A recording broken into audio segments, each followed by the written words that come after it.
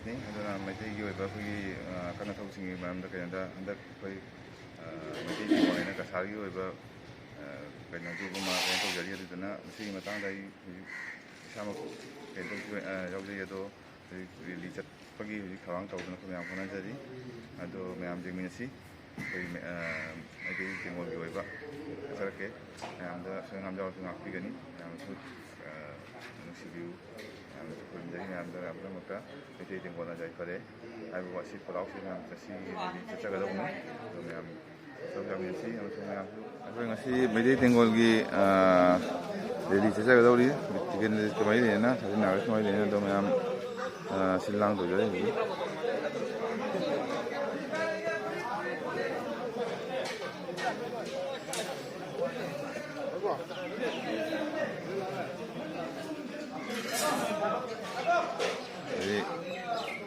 ꯏꯕꯨꯙꯧ ꯈꯣꯡꯅꯥꯡꯗꯒꯤ ꯆꯠꯀꯗꯧꯅꯤ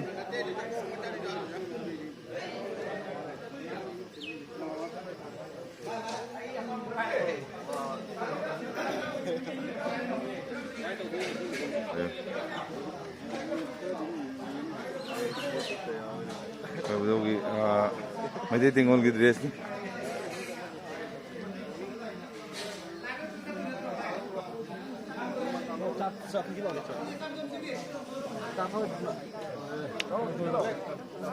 ꯃꯌꯥꯝ ꯆꯠꯄꯒꯤ ꯍꯧꯖꯤꯛ ꯊꯧꯔꯥꯡ ꯍꯧꯔꯦ ꯍꯧꯖꯤꯛ ꯆꯠꯅꯕꯒꯤ ꯊꯧꯔꯥꯡ ꯇꯧꯅꯔꯤ ꯑꯩꯈꯣꯏ ꯃꯩꯇꯩ ꯇꯦꯡꯒꯣꯜꯒꯤ ꯑꯍꯥꯟꯕ ꯈꯣꯡꯆꯠꯅꯤ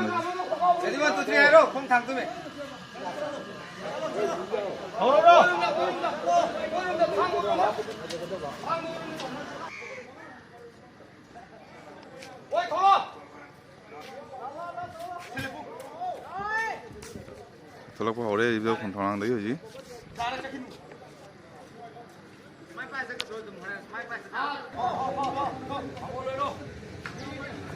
ꯃꯩꯇꯩ ꯇꯦꯡꯒꯣꯜ ꯌꯥꯏꯐꯔꯦ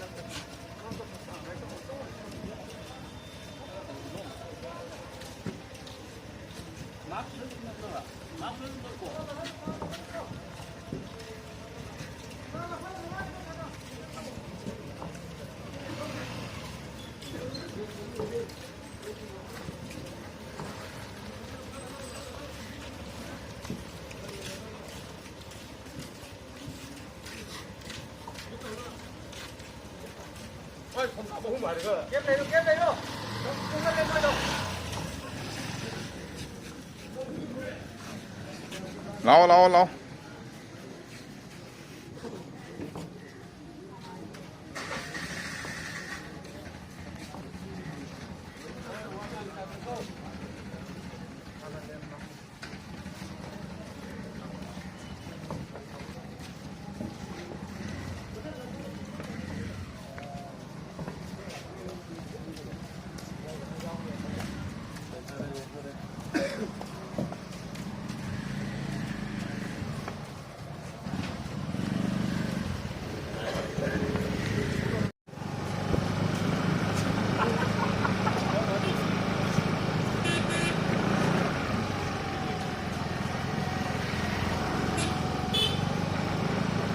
ꯃꯩꯇꯩ ꯇꯦꯡꯒꯣꯜꯒꯤ ꯑꯍꯥꯟꯕ ꯈꯣꯡꯆꯠꯅꯤ ꯑꯩꯈꯣꯏꯒꯤꯁꯦ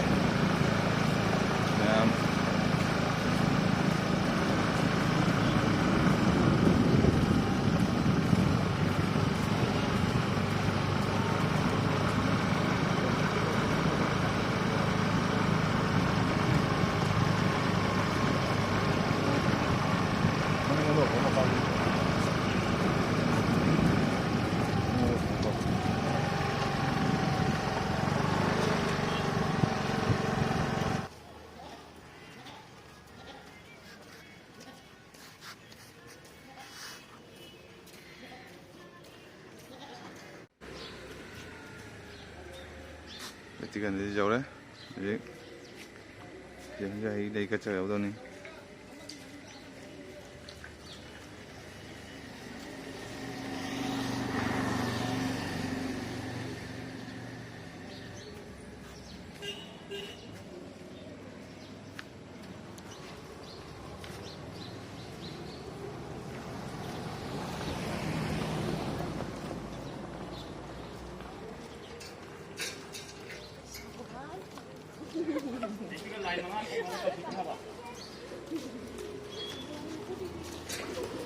라이터에 공 제시가 일어와 하면 기도.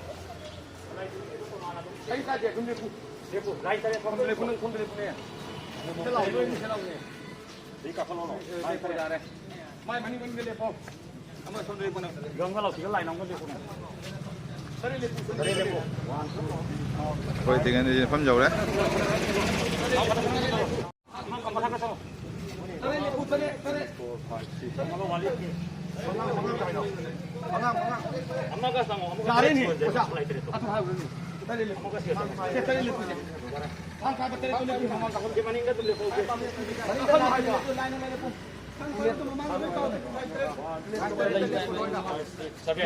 Là mai mình ngồi lên phòng lại nó khăn khăn lâu. Không cái đây nó.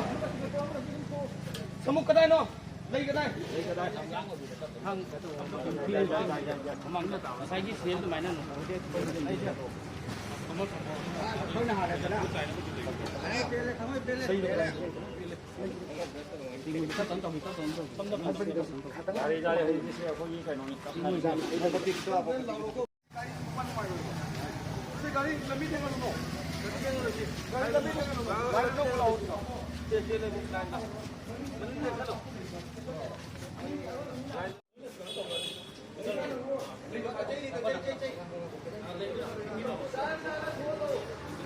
Tôi mà chú tới na thấy tiếng bạ cái salai tới khi gan nhé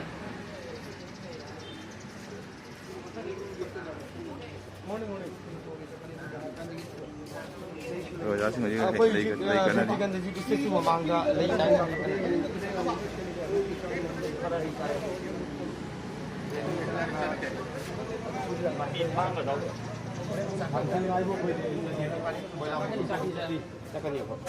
ở dưới cái kia câu lại em mi sao mà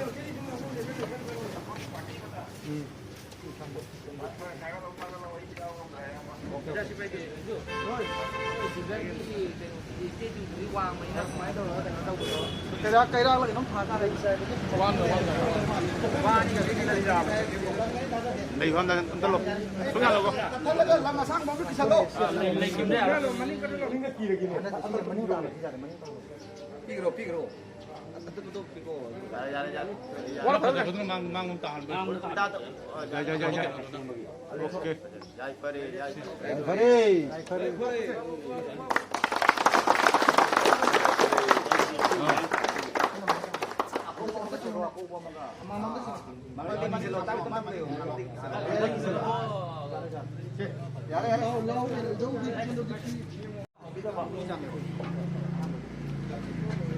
nâng tống nó phao vô ngầm môi cho kìa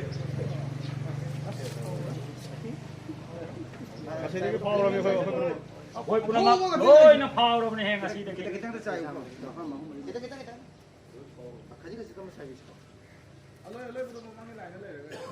alo alo mang lại cái thang thang nó chạy nó này cho lâu này thang nó sẽ nó thu nó nó thu 그럼 도 디자인도 뭔가 그러네 장어 또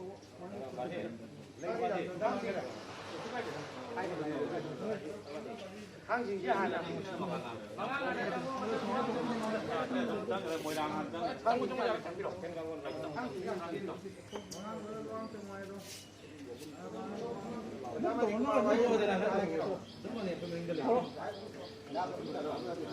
Tato funny nè. À, xin quay khá tăng tàu đi phải nè.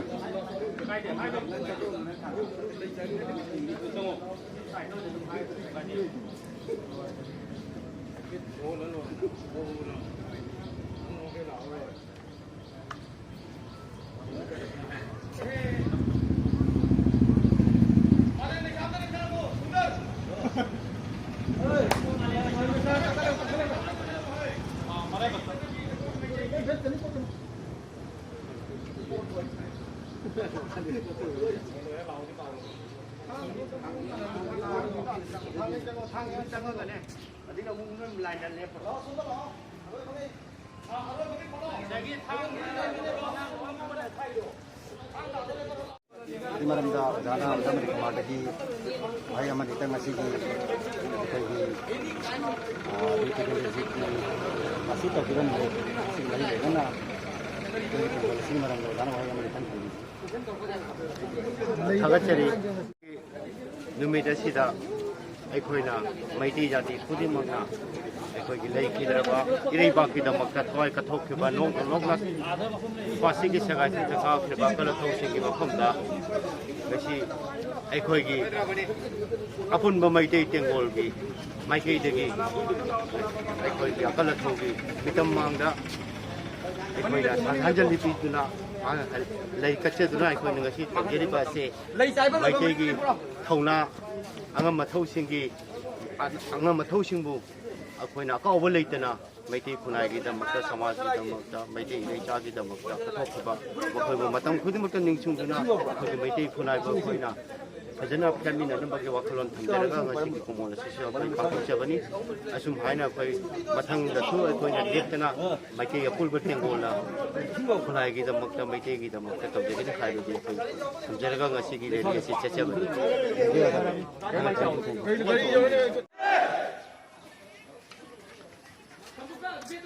ꯄꯂꯥꯎ ꯑꯁꯤ ꯀꯣꯟꯅ ꯍꯧꯖꯤꯛ ꯃꯈꯥ ꯇꯥꯕ rally ꯆꯠꯊꯖꯒꯗꯧꯔꯤ ꯍꯧꯖꯤꯛ ꯑꯩꯈꯣꯏ ꯊꯪꯒꯥꯜ general ꯗꯥꯟ ꯆꯠꯀꯅꯤ ꯑꯍꯥꯟꯕ ꯑꯣꯏꯅ ꯕꯤꯔꯇꯤꯒꯟꯖꯤꯕꯨ ꯂꯥꯛꯑꯦ ꯑꯗꯨ ꯍꯧꯖꯤꯛ ꯊꯪꯒꯥꯜ ꯖꯦꯅꯔꯦꯜ ꯐꯥꯎ ꯆꯠꯀꯗꯧꯅꯤ ꯆꯠꯃꯤꯟꯅꯁꯤ ꯃꯌꯥꯝ ꯑꯃꯇꯪ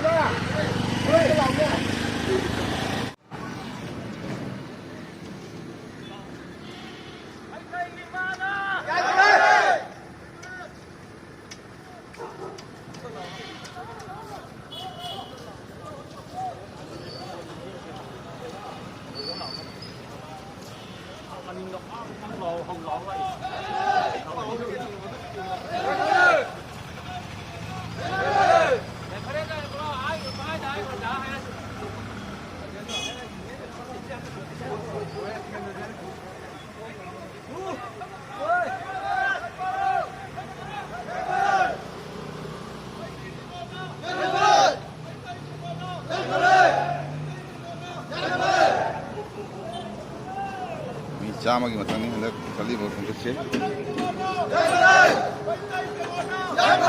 ꯃꯩꯇꯩ ꯇꯦꯡꯒꯣꯜꯅ ꯌꯥꯏꯐꯔꯦ ꯍꯥꯏꯕ ꯄꯂꯥꯎꯁꯤꯡ ꯃꯃꯥꯡ ꯊꯥꯔꯒ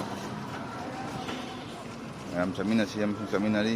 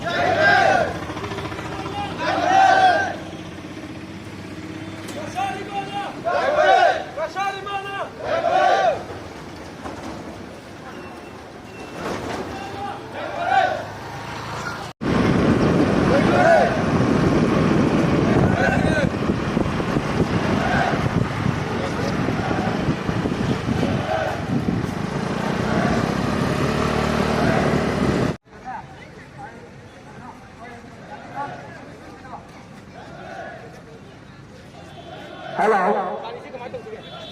मनांग में लगे टुकटुकी से लेके लो अपना टुकटुकी दे एक छाते कर दिबे दया করে টুকটুকি দে একটু আগে লয়ে যাবে আগে ওসিনি তো দেখো মা দেখো তো বুঝো তো মামা দেখতে আনবে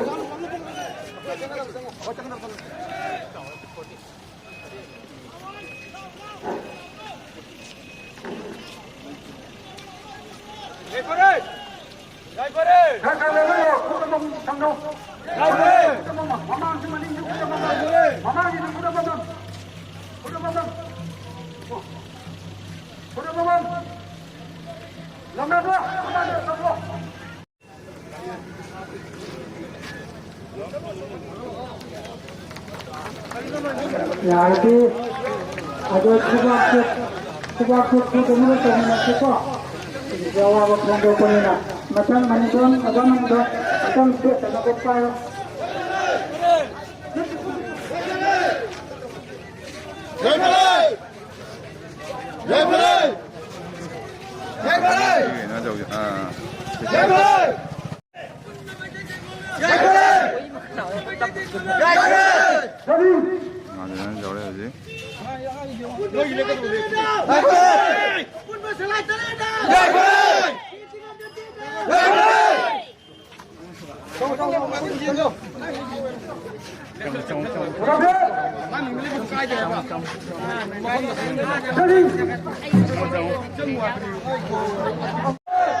Atong penting matanda ikan kumang umpet hu apa ani hu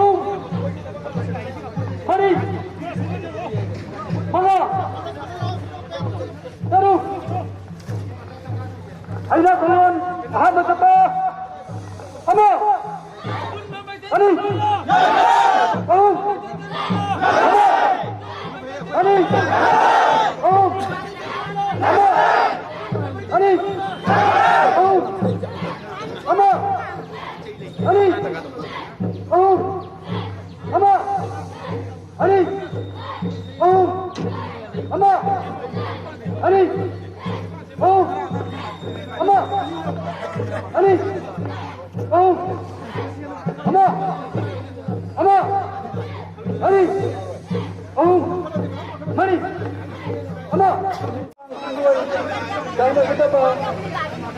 Nari Yaman Suraj Hamadi Nasionalta Araman Bintang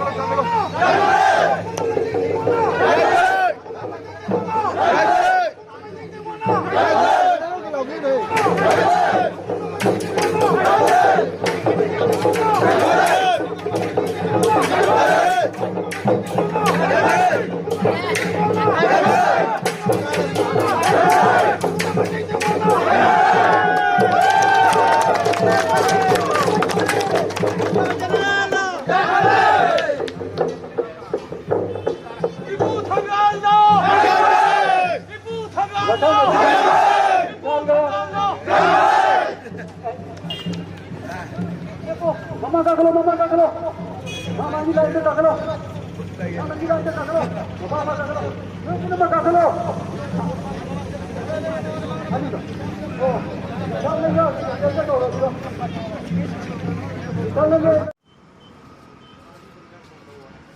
Đây gọi là Việt Nam Candy Bridge đấy. Dừng lại sẽ không lại.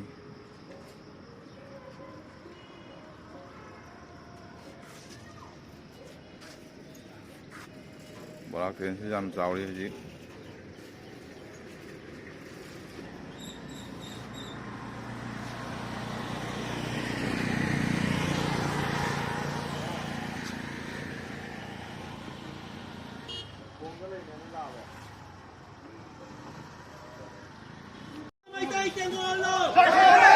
Apun bamaytay tengolo.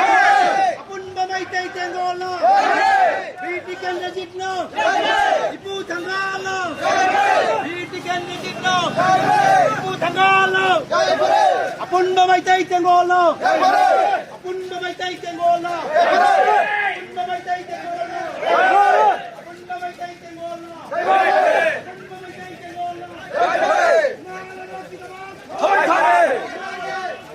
Hoy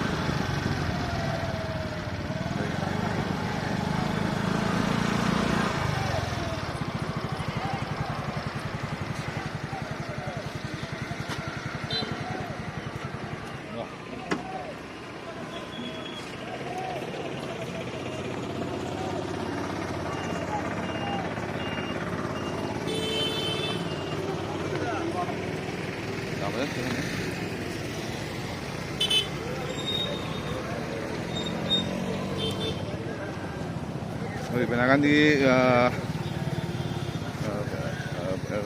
포인트 오래 나머지는 시험이 나오면 재미가 많이 있어.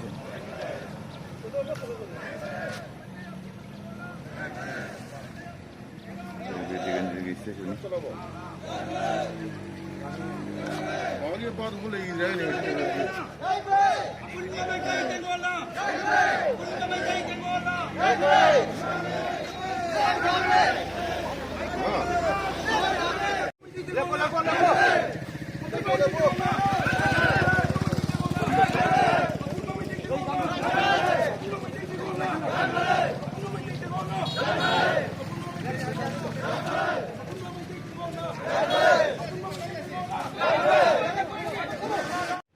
야마기 맘다 거기 되게 거기 여기 아까나 더 좋은 와이 마 딱땅 야마다기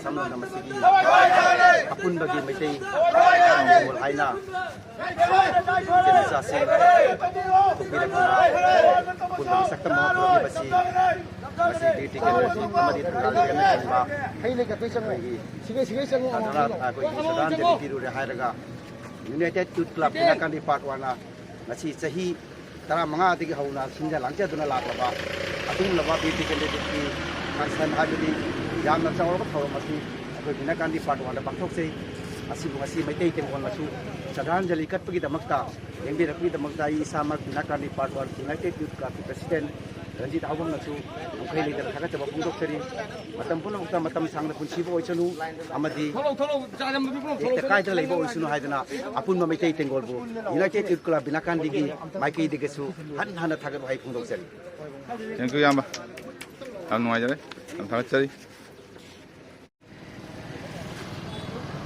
bai không dài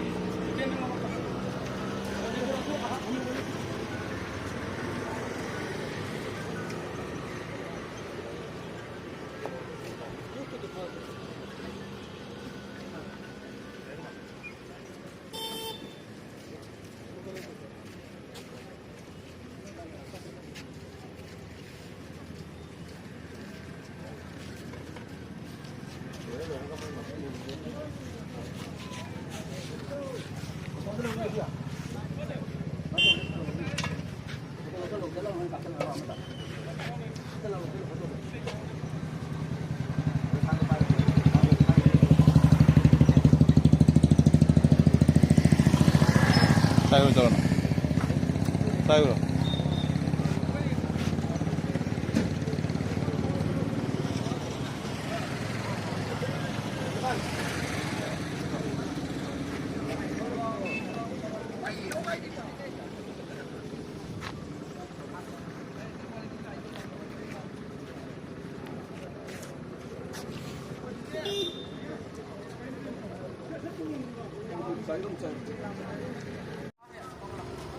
kalau om teng kami nasi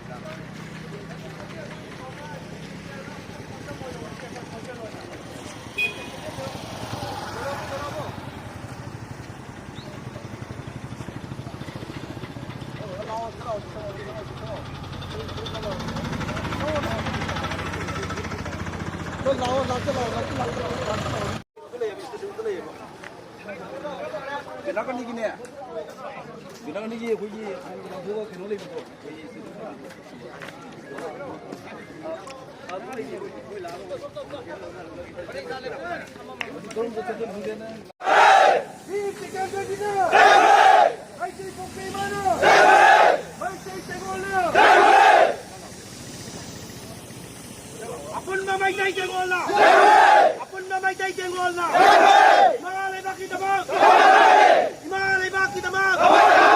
Ay tay kita mag. Ay tay kita mag.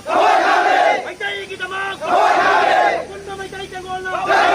Apun mamay tay jengol na. Apun mamay tay jengol na. Apun mamay tay jengol na.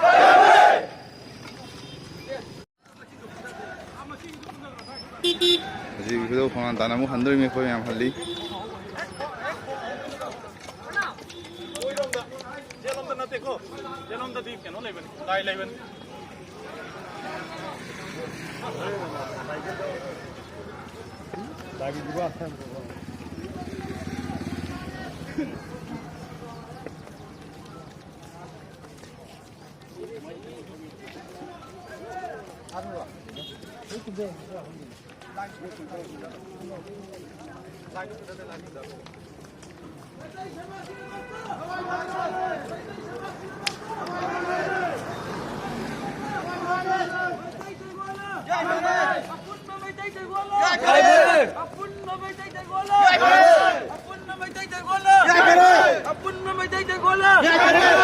समाज की दबकता वैतई समाज की दबकता अपुन वैतई बोला जय खड़े मणिपुरी मारो जय खड़े